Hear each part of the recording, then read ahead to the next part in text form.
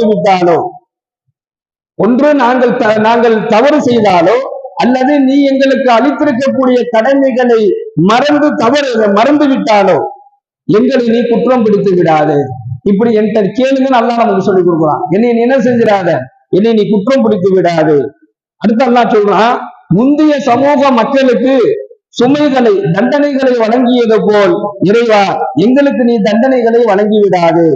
எங்களால் தாங்க முடியாத துன்பங்களையும் துயரங்களையும் எங்களுக்கு நீ அழித்து விடாது. எங்களை மன்னித்து அருள் புரிவாயாக. இந்த துவாவை இந்த வசனத்தின் மூலமாக அல்லாஹ் நமக்கு கற்றுக் கொடுக்கின்றான். இந்த சூரத்துல் பக்ராவினுடைய இந்த துவாவை, கடைசியில் வரக்கூடிய இந்த துவாவை எவர் ஒருவர் அதிகமாக ஓதி அல்லாஹ்ட்ட தௌபா செய்தாரோ, எவர் ஒருவர் அதிகமாக ஓதி அல்லாஹ்ட்ட தேவையை கேட்கிறாரோ, அல்லாஹ் அவருக்கு உடனடியாக நிறைவேற்றி தருகிறான் என்பதாகவும் நம் நபிகள் நாயகம் ஸல்லல்லாஹு அலைஹி வஸல்லம் சொல்லி காண்பிக்கின்றார்கள். அது மட்டுமல்ல,